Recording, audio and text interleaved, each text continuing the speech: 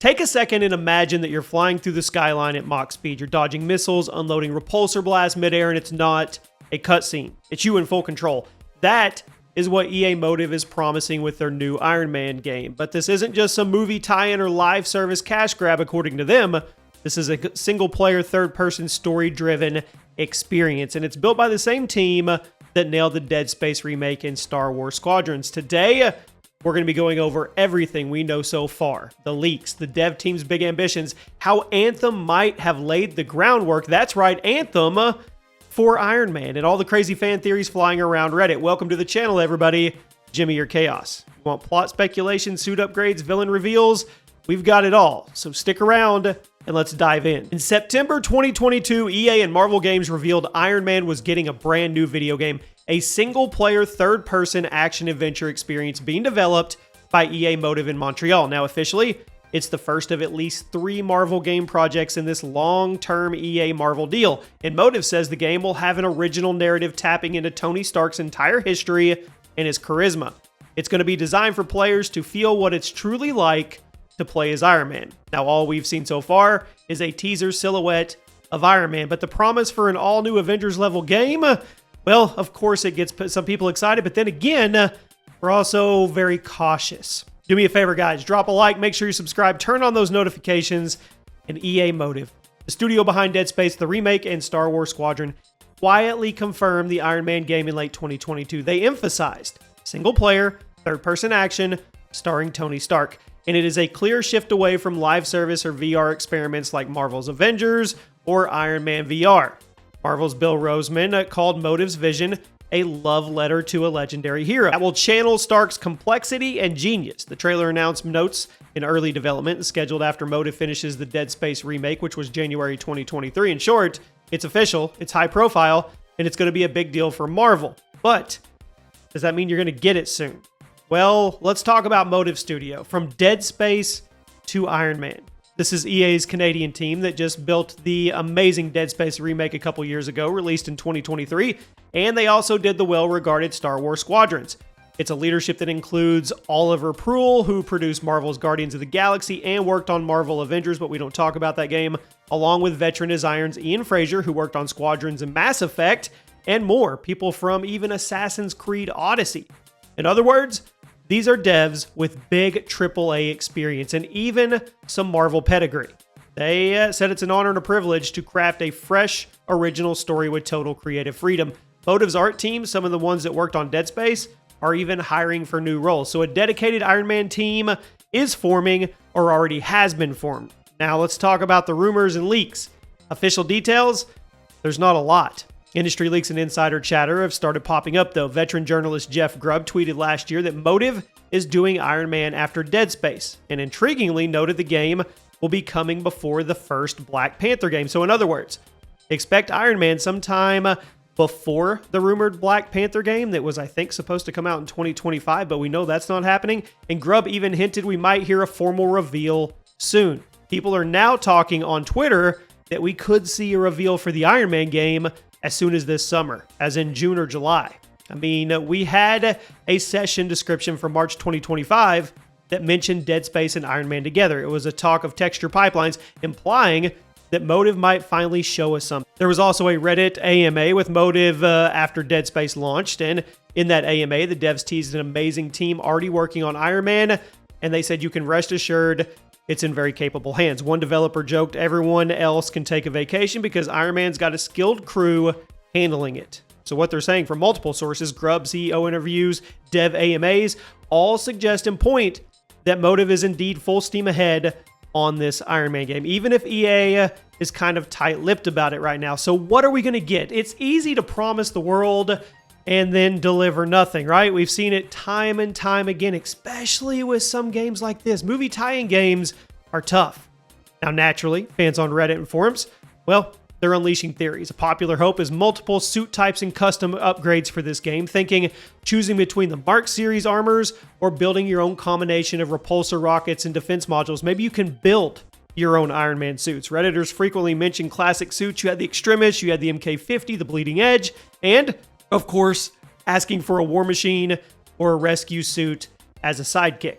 Others are saying, What villains would appear? Well, favorite guesses include the Mandarin, which I don't really want. Ironmonger would be a cool one, or even like a new tech threat like some rogue AI.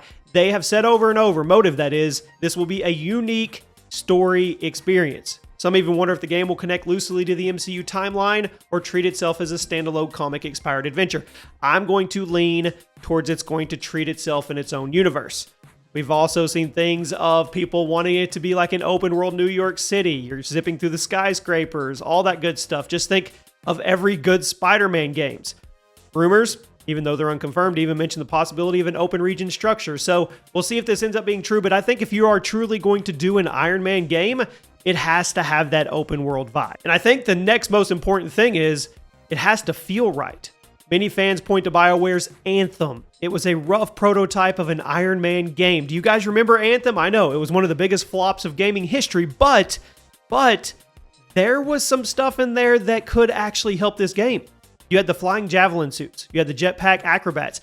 Instantly made you feel like a hero in a mech suit. If you never played it, you probably won't get this, but if you did, there were some mechanics in this game that felt very Iron Man-esque. The good news, all the flying, strafing, blasting that felt good in Anthem could be refined into a purely single-player context.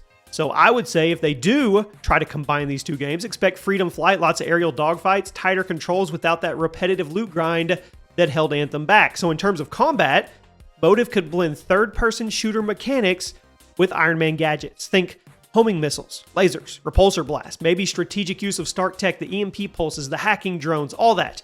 And given Motive's Frostbite engine skills, might even get destructible environments, blast a wall to flush out enemies, or dynamic weather affecting the actual flight. I mean, there's going to be a likely emphasis on skill-based aerial combat. It's Iron Man, so something more action-y than a typical shooter. Players have also speculated about light RPG elements, like you can upgrade your suits with new parts, puzzle systems, all that good stuff. I think a lot of it actually makes sense, and a lot of it may not be too ambitious. I love the idea of incorporating the good stuff from Anthem. Now, if you're going to do an Iron Man game, you have to have a good story, and you have to have a good villain, right? Well, story-wise, EA Motivation have promised an original narrative, not just a retelling of an existing movie plot, which is a plus. That means anything could happen. Perhaps an original villain plot drawing from Stark's lesser-known comic foes. Will it follow early Iron Man or a Tony Stark mid-career? We know Marvel writer Ryan North of comics and games and writer Ashley Cooper, who worked on Gotham Knights, are involved, which hints at some, hopefully, solid storytelling. We'll see. Gotham Knights, we'll see. Now, fans are predicting iconic characters. Pepper Potts, of course, Rhodey, Happy, cameos. And as for a main villain, we talked about it. Maybe the Mandarin, maybe Justin Hammer, or Obadiah Stane, or all of them. I mean, there's also talk about deeper story arcs. Maybe start grappling with the legacy of his tech. Maybe an AI goes rogue, or corporate espionage. So whatever the case, EA promises it's going to tap into the rich history of Tony Stark. I don't know if that's going to be callbacks to the MCU and comics, but we'll have to wait and see. Now, how do you stack this up to other superhero games? I mean, Insomniac's Spider-Man series, it set the bar. Set the bar for tight open world movement, rich stories, fun combat. Iron Man's game could be seen as the flying counterpart. If I was trying to attach to something, that's what I would do. But instead of web swinging, you're rocketing through the sky. And if it's done right, that could capture that same sense of freedom and exhilaration from a new vantage point. Now, in combat tone, please take cues from Arkham Knight, or any of the Arkham games. Fluid combos, gadget usage, but in 3D, air, and space. Now, unlike Sony's exclusives, this EA game will be multi-platform. It'll be on PC, but it will likely try to match that quality. Unlike team games like Marvel Avengers, I know we don't talk about it, an all Iron Man focus allows that story to be tighter, allows the mechanics to be way more polished. Ultimately, if we're thinking of Arkham for Batman and Spider-Man for webheads, the community's hopes for Iron Man games would claim that crown for Armored Heroes. We'll have to wait and see. Now, EA has explicitly described Iron Man as single player, and all signs point to a narrative-driven adventure. However, fans naturally wonder, are there going to be live service elements that creep in? DLC suits, microtransactions, and EA's recent track record, well, it's mixed. They took flack for free-to-play elements in Anthem and Battlefront 2, but here, the pitch is a standalone story game. The language, single-player action-adventure, does suggest maybe they're not going to push the co-op or seasonal stuff, at least at launch. But once launch is off, we all know, we're gamers, anything goes.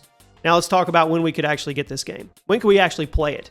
Well, Nobody's got official anything. Motive only says early development and pre-production. In fact, they said it would be a few years before we see anything concrete. And given that Dead Space Remake has been out for 2 years now, a realistic timeline will probably be 2026 or 2027 or beyond. Insider Jeff Grubb's comments implied Iron Man will arrive before EA's Black Panther game, but that doesn't mean anything. I mean, if we do get a reveal for Iron Man sometime this summer, which people are talking, then I think maybe holiday 2026 would be the earliest. Now, technical hints suggest that it's likely an Unreal Engine 5 title. Motive confirmed using UE5 in that late 2023 teaser. My guess is EA will unveil a teaser trailer this summer. So we'll have to wait and see. But if we do get that teaser trailer, then we can definitely kind of lock in a better timeline. Now, an upcoming Iron Man game could be amazing. It could also be terrible.